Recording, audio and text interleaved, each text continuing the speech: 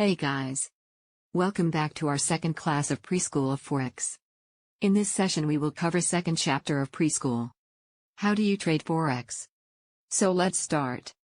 First we will learn how to make money in Forex trading. I'll tell you. How does Forex trading work? In the Forex market you buy or sell currencies. Placing a trade in the foreign exchange market is simple. The mechanics of a trade are very similar to those found in other financial markets. Like the stock market, so if you have any experience in trading you should be able to pick it up pretty quickly. And if you don't you will still be able to pick it up as long as you finish our School of Pipsology. The objective of Forex trading is to exchange one currency for another in the expectation that the price will change. More specifically that the currency you bought will increase in value compared to the one you sold. Let's take an example. You purchased 10,000 euros at the euro to US dollar exchange rate of 1.1800. 2 weeks later, you exchange your 10,000 euros back into US dollar at the exchange rate of 1.2500. In this way you earn a profit of $700. So now let me tell you how to read a Forex quote. Currencies are always quoted in pairs. In Forex you are simultaneously buying one currency and selling another. Let's take an example of a foreign exchange rate for British pound versus the US dollar. The first listed currency to the left of the slash is known as the base currency while the second one on the right is called the counter or quote currency. When buying, the exchange rate tells you how much you have to pay in units of the quote currency to buy 1 unit of the base currency. In the example above, you have to pay 1.51258 US dollars to buy 1 British pound. When selling, the exchange rate tells you how many units of the quote currency you get for selling 1 unit of the base currency.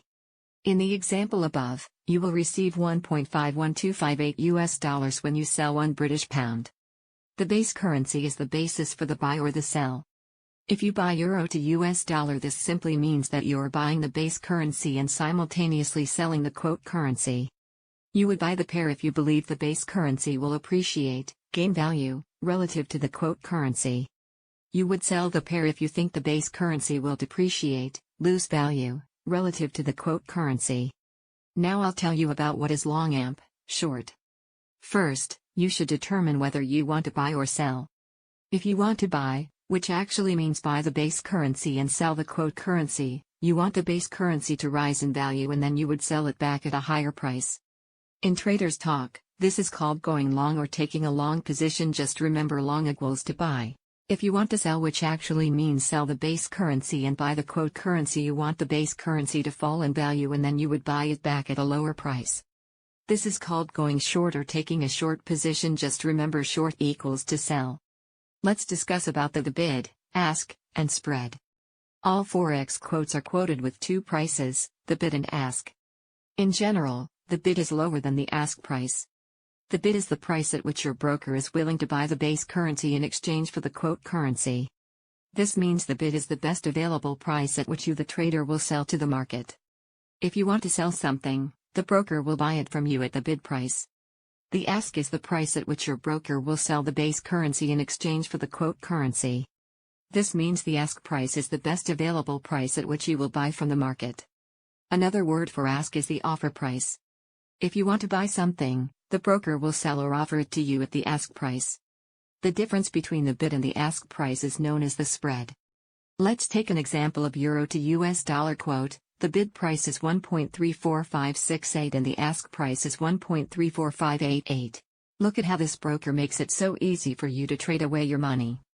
If you want to sell euro, you click sell and you will sell euros at 1.34568. If you want to buy euro, you click buy and you will buy euros at 1.34588. See, here's an illustration that puts together everything we've covered in this lesson. Now I'll let you know when to buy or sell a currency pair. Each currency belongs to a country. So Forex fundamental analysis focuses on the overall state of the country's economy, such as productivity, employment, manufacturing, international trade, and interest rates. Hey guys, wake up. If you always fell asleep during your economics class or just flat out skipped economics class, don't worry. But right now, try to pretend you know what's going on. Now we are going to use fundamental analysis to help us decide whether to buy or sell a specific currency pair. Let's take an example of euro to US dollar. Here euro is the base currency and thus the basis for the buy/sell. If you believe that the US economy will continue to weaken, which is bad for the US dollar, you would execute a buy euro to US dollar order. By doing so, you have bought euros in the expectation that they will rise versus the US dollar. And if you believe that the US economy is strong and the euro will weaken against the US dollar, you would execute a sell euro to US dollar order. By doing so, you have sold euros in the expectation that they will fall versus the US dollar. Let's take another example of US dollar to Japanese yen. So here the US dollar is the base currency and thus the basis for the buy/sell. If you think that the Japanese government is going to weaken the yen in order to help its export industry, you would execute a buy US dollar to Japanese yen order. By doing so you have bought US dollars in the expectation that they will rise versus the Japanese yen. If you believe that Japanese investors are pulling money out of US financial markets and converting all their US dollars back to yen, and this will hurt the US dollar, you would execute a sell US dollar to Japanese yen order. By doing so you have sold US dollars in the expectation that they will depreciate against the Japanese yen. Now we will discuss what is margin trading. When you go to the grocery store and want to buy an egg, you can't just buy a single egg, they come in dozens or lots of 12. Same goes with Forex market. In Forex it would be just as foolish to buy or sell €1, so they usually come in lots of 1,000 units of currency, micro, 10,000 units mini, or 100,000 units standard, depending on your broker and the type of account you have. More on lots later.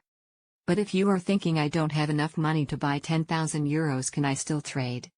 So answer is yes, of course. You can do with margin trading. Margin trading is simply the term used for trading with borrowed capital. This is how you're able to open $1,250 or $50,000 positions with as little as $25 or $1,000. Let's discuss about rollover in Forex. For positions open at your broker's cutoff time, usually 5 p.m. EST, there is a daily rollover interest rate that a trader either pays or earns, depending on your established margin and position in the market.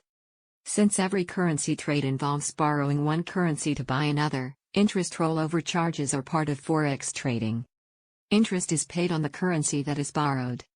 Interest is earned on the one that is bought. If you are buying a currency with a higher interest rate than the one you are borrowing, then the net interest rate differential will be positive, such as US dollar to Japanese yen, and you will earn interest as a result. Conversely, if the interest rate differential is negative, then you will have to pay. Note that many retail brokers do adjust their rollover rates based on different factors, example account leverage, interbank lending rates. Please check with your broker for more information on rollover rates and crediting debiting procedures. Here is a chart to help you figure out the interest rate differentials of the major currencies. Accurate as of February 2019. Later on, we'll teach you all about how you can use interest rate differentials to your advantage. So guys, let's discuss about very important topic of Forex, which is pip. So now I will tell you what is a pip in Forex. Here is where we're going to do a little math. Just a little bit. You've probably heard of the terms pips, pipettes, and lots thrown around, and now we're going to explain what they are and show you how their values are calculated. Take your time with this information, as it is required knowledge for all Forex traders. Don't even think about trading until you are comfortable with pip values and calculating profit and loss. What the heck is a pip? The unit of measurement to express the change in value between two currencies is called a pip. If Euro USD moves from 1.1050 to 1.1051, that 0.0001 USD rise in value is 1 pip. A pip is usually the last decimal place of a price quote. For example, for Euro USD, it is 0.0001, and for USD JPY, it is 0.01. Most pairs go out to 4 decimal places, but there are some exceptions like Japanese yen pairs, they go out to 2 decimal places. What is a pipette? There are Forex brokers that quote currency pairs beyond the standard 4 and 2 decimal places to 5 and 3 decimal places. They are quoting fractional pips, also called pipettes. For instance, if GBP USD moves from 1.30542 to 1.30543, that 0.00001 USD move higher is 1 pipette. On trading platforms, the digit representing a tenth of a pip usually appears to the right off the 2 larger digits. Here's a pip map to help you to learn how to read pips. So now I'll tell you how to calculate the value of a pip. As each currency has its own relative value, it's necessary to calculate the value of a pip for the particular currency pair. For the purpose of better explaining the calculations, exchange rates will be expressed as a ratio such as Euro-USD at 1.2500 will be written as €1 or 1.2500 US dollars. Let's take an example of US dollar to Canadian dollar equals 1.0200. To be read as 1 US dollar to 1.0200 Canadian dollars. The value change in counter currency times the exchange rate ratio equals to pip value, in terms of the base currency. 0.0001 CAD multiplied by 1 US dollar or 1.0200 Canadian dollars equals to 0.00009804 US dollars per unit traded. Using this example, if we traded 10,000 units of USD CAD, then a 1 pip change to the exchange rate would be approximately a 98 US cents change in the position value. 10,000 units multiplied by used 0.0000984/unit. So here I'll tell you what is a lot in Forex.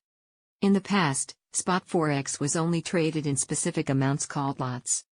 The standard size for a lot is 100,000 units of currency, and now, there are also mini, micro, and nano lot sizes that are 10,000, 1,000, and 100 units. Let's assume we will be using a 100,000 unit, standard, lot size. We will now recalculate some examples to see how it affects the pip value. USD JPY at an exchange rate of 119.80, 0.01, 119.80, multiplied by 100,000 equals to $8.34 per pip. But in cases where the US dollar is not quoted first, the formula is slightly different. Euro to US dollar at an exchange rate of 1.1930, 0.0001, 1.1930, multiplied by 100,000 equals to 8.38 multiplied by 1.1930 equals to $9.99734 rounded up will be $10 per pip. So let's discuss about what the heck is leverage? You are probably wondering how a small investor like yourself can trade such large amounts of money. Think of your broker as a bank who basically fronts you $100,000 to buy currencies. All the bank asks from you is that you give it $1,000 as a good faith deposit, which it will hold for you but not necessarily keep. Sounds too good to be true? This is how Forex trading using leverage works. The amount of leverage you use will depend on your broker and what you feel comfortable with. Typically the broker will require a deposit, also known as margin. Once you have deposited your money, you will then be able to trade. The broker will also specify how much margin is required per position lot traded. For example, if the allowed leverage is 100 to 1 or 1% of position required and you wanted to trade a position worth $100,000, but you only have $5,000 in your account. No problem, as your broker would set aside $1,000 as a deposit and let you borrow the rest. Of course, any losses or gains will be deducted or added to the remaining cash balance in your account. Types of Forex orders. The term order refers to how you will enter or exit a trade. Here we discuss the different types of Forex orders that can be placed in the Forex market. There are some basic order types that all brokers provide. Be sure that you know which types of orders your broker accepts. So first order type is market order. A market order is an order to buy or sell at the best available price. You would click buy and your trading platform would instantly execute a buy order at that exact price. Limit entry order. A limit entry is an order placed to either buy below the market or sell above the market at a certain price. You use this type of entry order when you believe price will reverse upon hitting the price you specified. Stop entry order. A stop entry order is an order placed to buy above the market or sell below the market at a certain price. Stop loss order. A stop loss order is a type of order linked to a trade for the purpose of preventing additional losses if the price goes against you. If you are in a long position, it is a sell stop order. If you are in a short position, it is a buy stop order. A stop loss order remains in effect until the position is liquidated or you cancel the stop loss order. Trailing stop. A trailing stop is a type of stop loss order attached to a trade that moves as the price fluctuates. Just remember though, that your stop will stay at this new price level. It will not widen if market goes higher against you. We have some others order that sound weird. Good till cancelled, GTC. A GTC order remains active in the market until you decide to cancel it. Your broker will not cancel the order at any time. Therefore, it is your responsibility to remember that you have the order scheduled. Good for the day, GFD. A GFD order remains active in the market until the end of the trading day. One cancels the other, OCO. An OCO order is a combination of two entry and or stop loss orders. One triggers the other. An OTO is the opposite of the OCO, as it only puts on orders when the parent order is triggered. Now I will tell you about demo trading. You can open a demo account for free with most Forex brokers. These pretend accounts have most of the capabilities of a real account. But why is it free? It's because the broker wants you to learn the ins and outs of their trading platform, and have a good time trading without risk, so you'll fall in love with them and deposit real money. The demo account allows you to learn about the mechanics of Forex trading and test your trading skills and processes with zero risk. Oh yes, that's right, zero. You should demo trade until you develop a solid, profitable system before you even think about putting real money on the line. Now, place your hand on your heart and say, I will demo trade until I develop a solid, profitable system before I trade with real money. Now touch your head with your index finger and say, I am a smart and patient Forex trader.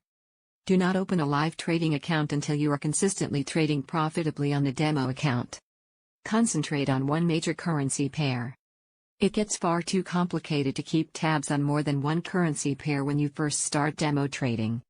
Stick with one of the majors because they are the most liquid, which usually means tighter spreads and less chance of slippage.